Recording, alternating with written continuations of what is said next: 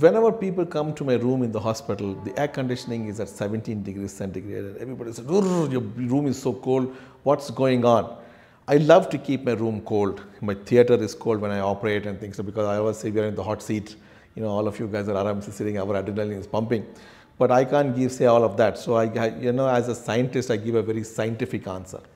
I say, you see, at the normal body temperature of 37 degrees centigrade, the brain can survive without oxygen for 5 minutes. In 5 minutes, you're brain dead.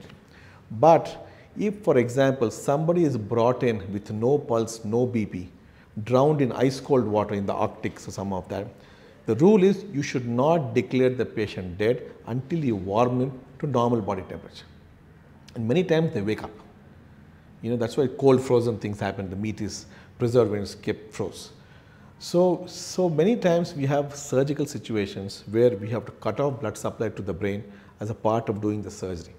Now at normal body temperature, that's very difficult to do. Okay. So in the past, what we used to do is we used to actually, once we reach the critical stage where we have to cut off the blood supply to the brain, then we call the cardiac surgeons in. The cardiac surgeon puts the patient on the bypass machine, you know, for their surgery that they do, and they cool the blood from 37 degrees centigrade to 17 degrees centigrade.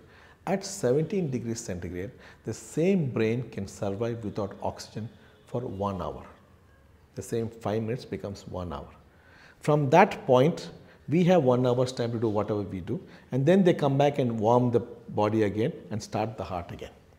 In that time, the patient is not breathing and they stop circulation. That means the patient heart is not beating.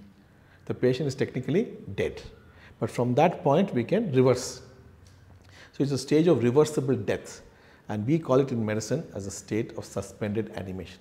So I give this elaborate answer for somebody who says, why is your room so cold? But the truth is I like it cold. So instead of giving an answer, I give them a scientific answer. So